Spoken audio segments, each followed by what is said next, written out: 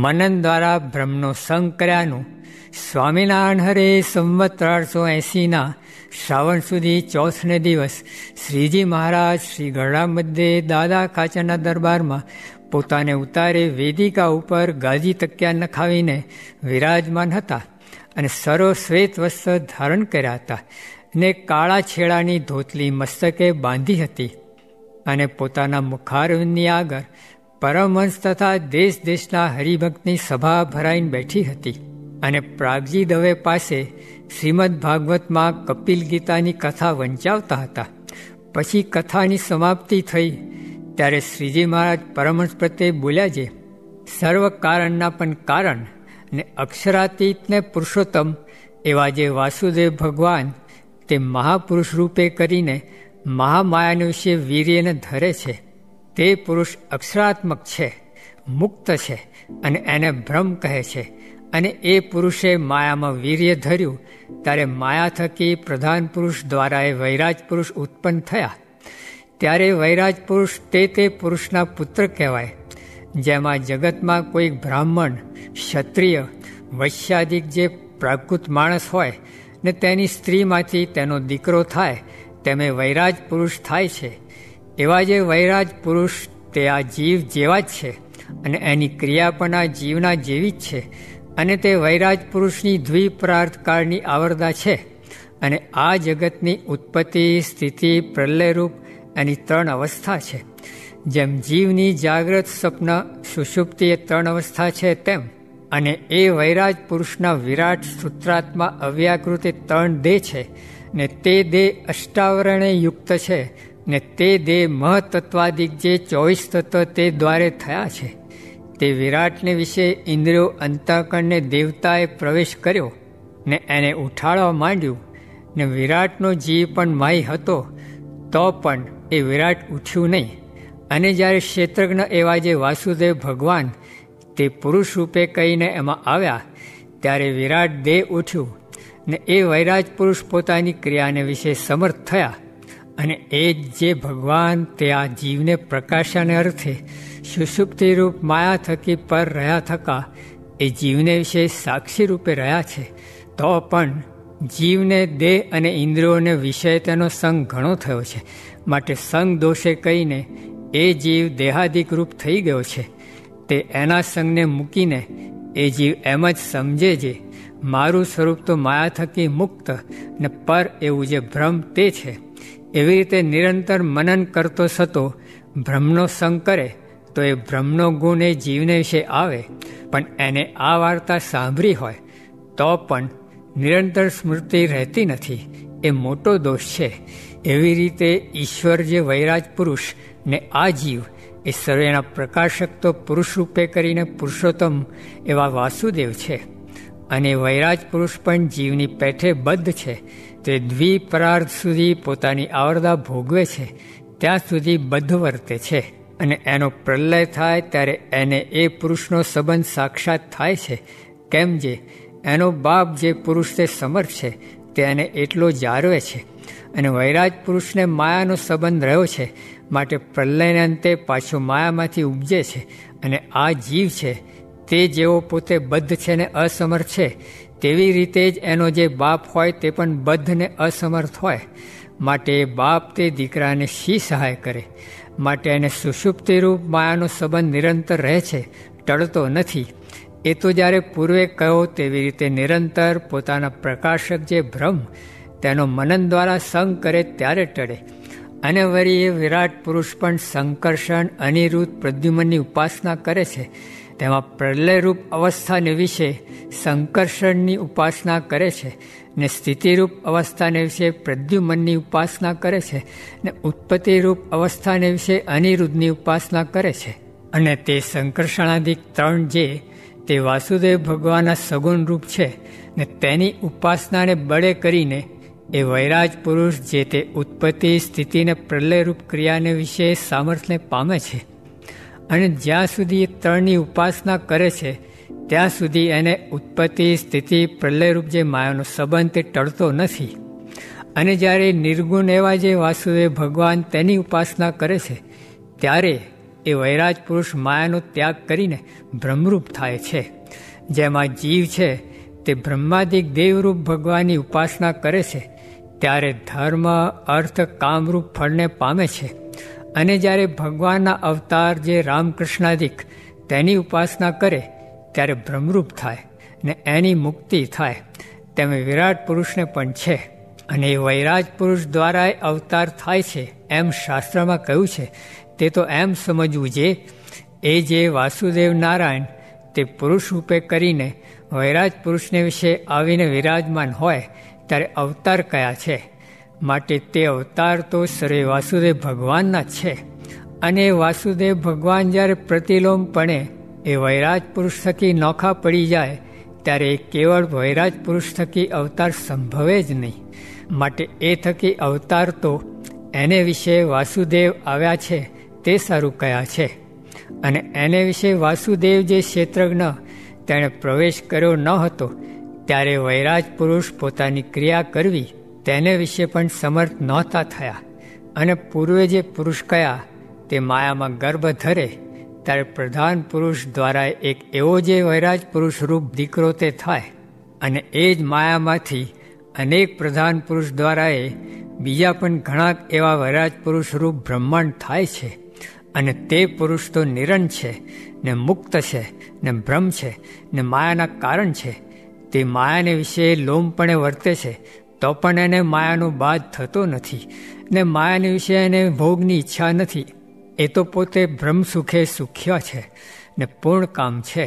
અને જે વૈરાજ પુરુષ ઈશ્વર છે તે માયાના ભોગને ભોગવીને પ્રલયકાળને વિશે માયાનો ત્યાગ કરે છે.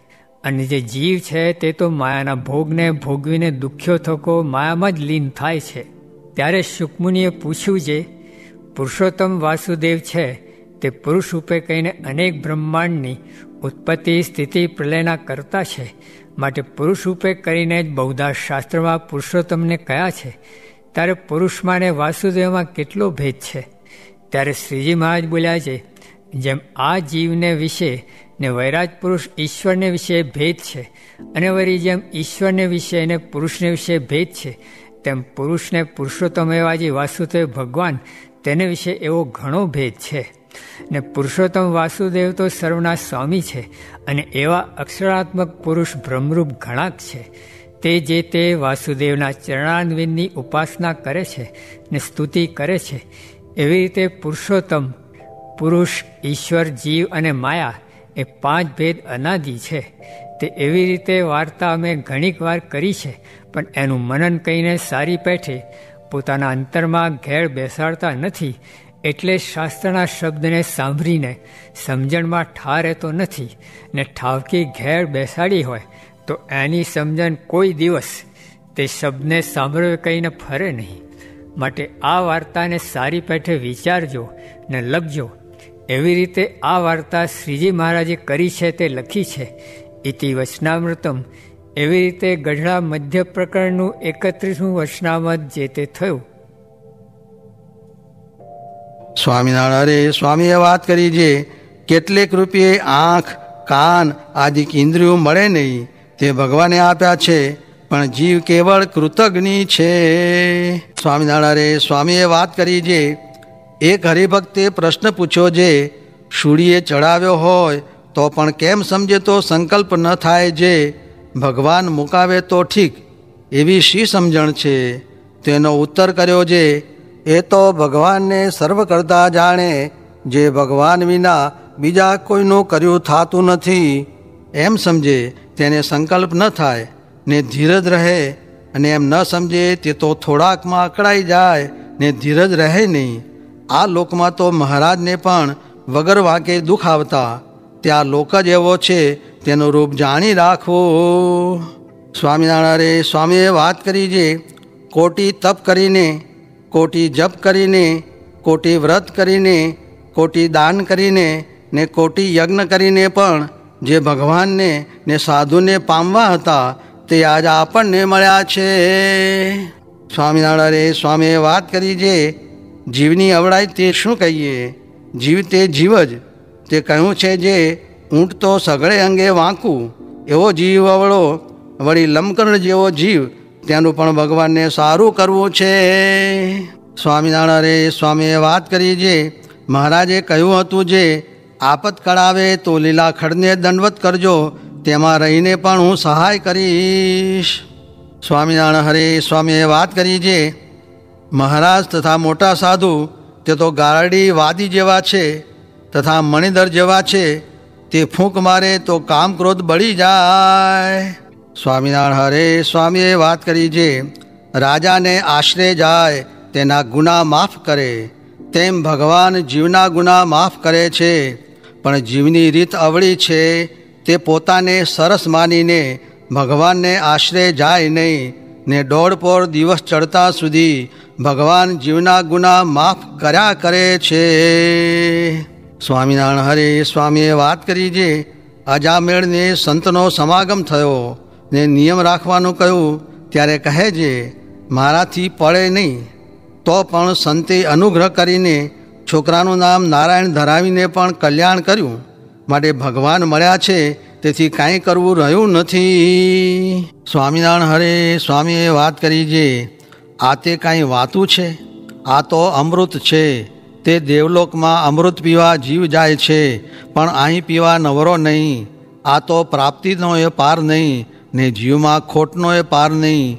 ઓહો, આ મહારાજ પુરુષોત્તમ ને આ સાધુ એ કોઈ દી આવ્યા નથી ને આવશે પણ નહીં, ને પુરુષોત્તમનું દીધું ઐશ્વર્ય બીજા અનંત અવતારાદિક પામ્યા છે, એમાં બધું એ આવી ગયું.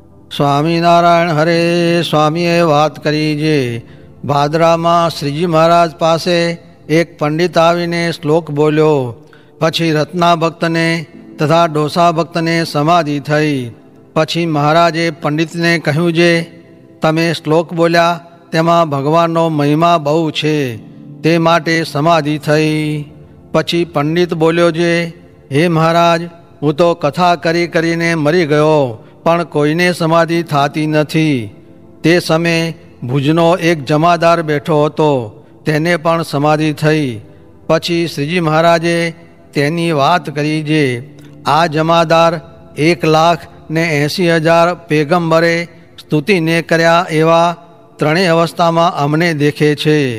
પછી શ્રીજી મહારાજ તે સમાધિવાળાને પોતાની દ્રષ્ટિ માત્રે કરીને જગાડતા હવા. પછી તે પંડિતે પૂછ્યું, જે બીજા ભગવાનના અવતારે આવી સમાધિ કરાવી નહોતી, આ તો કાંઈ જાદુ છે કે મંત્રજંત્ર છે. ત્યારે તે જમાદારે પંડિતને કહ્યું, જે આ તો અવતાર નહીં, આ તો સર્વે અવતારના અવતારી ને અક્ષરધામના પતિ છે. તે જ આજે કૃપા કરીને જીવના કલ્યાણ કરવાને અર્થે પધાર્યા છે, ને બીજા ભગવાનના અવતાર પૂર્વે થઈ ગયા, તે તો આ ભગવાનની સર્વે સ્તુતિ ને પ્રાર્થના કરે છે. એમ હું સમાધિને વિશે દેખું છું. એવી રીતે શ્રીજી મહારાજે પોતાનો પ્રતાપ સહેજે જણાવ્યો. પછી સુતાર વશરામ એવી રીતે શ્રીજી મહારાજનો પ્રતાપ જોઈને અતિશય આનંદ પામીને ખેતરમાં ગયા. ત્યાં લાખો કીડીયું પૃથ્વીમાંથી નીકળી. તેને જોઈને દયા આવી, જે આ જીવને ક્યારે ભગવાનનો સંબંધ થશે, એમ અંતરમાં વિચાર થયો. પછી પોતાને સંકલ્પે કરીને તે લાખો કીડીઓને ચતુર્ભુજ રૂપ ધરાવીને વિમાનમાં બેસાડીને ધામમાં મોકલ્યું.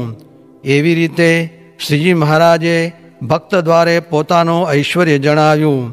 તે વાત આવીને ભક્તે શ્રીજી મહારાજ પાસે કરી. ત્યારે ડોસે ભક્તે શ્રીજી મહારાજને પૂછ્યું, જે એ કીડીઓએ શું પુણ્ય કર્યા હશે, જે પુણ્ય કરીને ધામમાં ગયું.